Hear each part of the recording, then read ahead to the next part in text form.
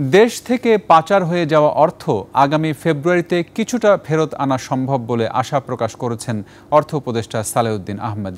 সচিবালয়ে সরকারি ক্রয় সংক্রান্ত উপদেষ্টা পরিষদ কমিটির সভা শেষে অর্থ উপদেষ্টা জানান, পাচারকৃত অর্থ ফেরত আনতে আন্তর্জাতিক আইন অনুযায়ী ও বিভিন্ন দেশের সংশ্লিষ্টদের সঙ্গে দেন দরবার চালিয়ে যাচ্ছে সরকার।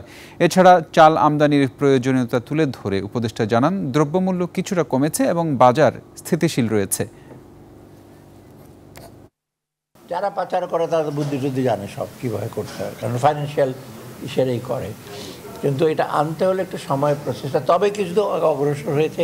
আপনার কোথায় যেন আমি আর্টিকেল দেখলাম যে না একটু গতি হয়। আমার অনেক লিগাল ফার্মের সাথে আলোচনা করা হচ্ছে, তারপর অনেক এজেন্সির সাথে আলোচনা অনেক দূর কিন্তু এগোচ্ছে। হয়তো ফেব্রুয়ারির মধ্যে কিছু হয়তো আসতে পারে, কিন্তু বাকিটুকু আমরা কিন্তু ওই ক্ষেত্রটা প্রস্তুত করি।